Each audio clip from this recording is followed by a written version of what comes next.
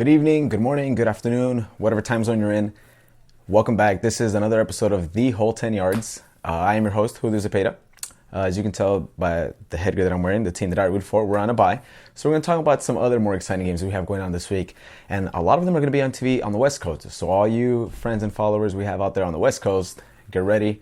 It's going to be a great week. We have a lot of fun matchups, a lot of fun games going on, and we're nearing the halfway point of the NFL season, week 8. So let's jump right back into it. So come on back, guys. Let's go. All right, guys, let's jump right into it. The first game we're looking at is a rematch of week 6. It's now 2 weeks later, week 8. San Diego Chargers are now visiting up in Mile High, visiting the Denver Broncos. It's going to be a really good game. I think it's going to be a lot more different than it was the last time. It was a Thursday night game. I think a lot of people were surprised that the San Diego Chargers won. I know Andrew Payne wasn't, but it's all good. As much as I want the Chargers to keep winning, I don't think they're going to win this game. They are playing really well though. That game against Denver, they scored on the first drive. They scored on the second drive. It was a while before they actually punted, so the offense was really going pretty well. But like the Chargers have been all season, they've been having problems in the second half of games, and they had a little trouble closing it out. They were able to pull it off, but Denver started creeping up. They started getting some more momentum going in the second half, and they almost made it a comeback. They almost made it a tie game. At least it was an interesting ending. That was a really good Thursday night game. At least I thought so. There was a lot of pressure getting to Phillip Rivers. Melvin Gordon, however, did rush for 94 yards, almost 100 yards. So he had a really good game. What stood out about Denver, basically, they had a lot of 3-and-outs. No run game was going really early. It got going in the second half, like I said, with the help of Devontae Booker, who's actually now the starting running back for Denver, the rookie out of the Utah Utes. They actually played earlier today. They lost, but whatever. I think he's gonna get the ball a lot more. He's gonna be more productive than he was. He only got the ball for 5 carries the last game, but he had a little bit more spring in his step than C.J. Anderson did. Running back that was just placed on IR, on injured reserve, so he's out for the season. I think Devontae Booker and a lot of run, a lot of play action. I think Trevor Siemian will have a much better game. That defense is playing a lot better.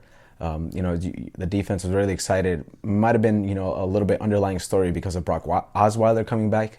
But the defense played really well last Monday night. I think they're going to continue. Denver is going to be able to pull this one out. But what really stood out, I don't know how many people actually paid attention or knew or remember now that Gary Kubiak was actually out that game. He's back. He's going to be calling the plays. It's going to be a much better team on the sidelines with Gary Kubiak there on the sidelines calling the plays, and with Coach Kubiak, the type of offense or the type of game plan that you're going to get is a lot of run, a lot of play action. So I expect Devontae Booker to get the ball a lot. He's going to get the rock, and then he's going to hit him with the play action like always does. He's been, if you look at his offenses in Houston when Arian Foster was at the top of his game, that's zone blocking, a lot of runs, a lot of play action. That's exactly what's going to happen again on Sunday. I think Denver's going to pull it out. Unfortunately, I want San Diego to keep winning. Sorry, but I don't think it's going to happen. Joey Bosa has looked good. The rookie defensive end out of The Ohio State University has looked really good. But I think that the second time around, they're going to be the Denver Broncos are going to be better prepared. They're going to be able to pull it out, and it's going to be behind their home fans. At Mile High, it's always a little bit hard to go up there and win. So we are picking the Denver Broncos, guys. All right, a common theme we have for this week, guys. A lot of games that I'm picking are games or teams that I don't want to win, which kind of sucks. But the second game we're looking at, it's going to be on in the morning on NFL on Fox, here on the West Coast at least. Seattle versus the Saints. Rematch of the Beastquake. No, I'm kidding. Marshawn Lynch is no longer there. New quarterback in Seattle. It's a whole different ball game. But the Saints are still very potent on offense, as they have been throughout the years, ever since Sean Payton and quarterback Drew Brees got there. But the defense is still a little bit lacking. They're not this team, obviously, that they used to be. They have the 14th ranked defense this year overall, and the 17th ranked rush defense, and 21st against the pass, which spells a lot of maybe possible success for Seattle. They do run the ball pretty well, or Christine Michael can run the ball pretty well if he has a good offensive line blocking for him. Seattle has the least expensive offensive line in the NFL. They haven't spent a lot of money on that, which is why I think that they're a little bit lacking in the running game.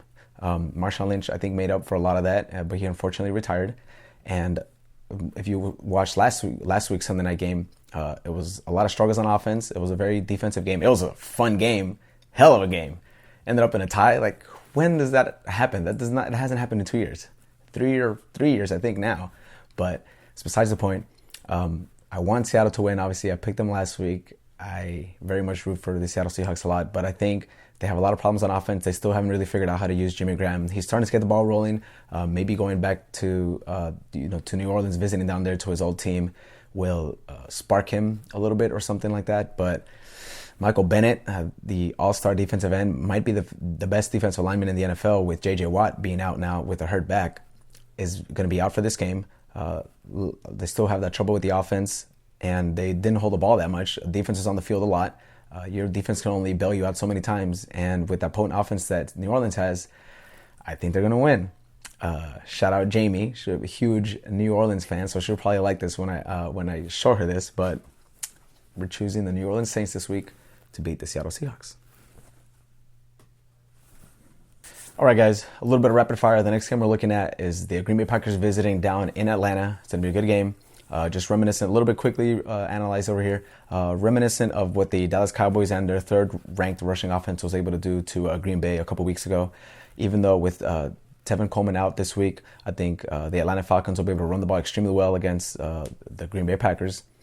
That, and of course, Julio Jones at wide receiver, Matt Ryan, Matty Ice at quarterback. I think it's going to be a little bit too much offensive firepower for the Green Bay Packers, and they might be in serious trouble after this week. They have a lot of injuries out there, but it's the way it goes. But for me, I think it's an easy game. I think Atlanta's going to win. It's going to be high scoring though. Between these two teams, this matchup is always tend to be high scoring. It's very exciting, but we are choosing the Atlanta Falcons. All right, last game of the week. The last game we're looking at, Sunday Night Football, Dallas Cowboys versus the Philadelphia Eagles. It's very exciting, guys, as you can tell by my face, because there's a lot riding on this. I'm making a bet with Danny Camarena, the biggest Eagles fan that I know. Well, maybe second to Sean Spain. I don't know. It might be a tie. But I'm choosing the Dallas Cowboys. I think it's going to be a good game, but I think Dak Prescott's ability to create and, scramble a little bit more, and with that third-ranked rushing offense that they have, I think it might be a little bit too much for the Eagles. But the Eagles are playing extremely well. They did let me down because they were supposed to lose last week and they didn't. But, in back-to-back weeks now, they have scored a kickoff return for a touchdown. They might I think they're going to get another one this week. Special teams are doing a lot of things right over there. Defense is playing pretty well. They're playing kind of lights out, But it's going to be a good one. I think the difference will be Dak Prescott, and he's going to outplay Carson Wentz. And Ezekiel Elliott, running back, is going to just play lights out again as he has all year. He went to the Ohio State University, right, Chris? So I guess why he's so good. But if the Philadelphia Eagles win, then he gets my T.O. jersey tomorrow. So, Dallas Cowboys, you guys need to do me a solid. But I'm picking Dallas Cowboys to win tomorrow, Sunday Night Football. It's going to be fun. Stay tuned, guys. It's going to be a great Week 8. Well, thanks for listening on the Whole 10 Yards. Follow us, subscribe to our channel. Follow me on Twitter, all that jazz. And have a good weekend. And happy Halloween.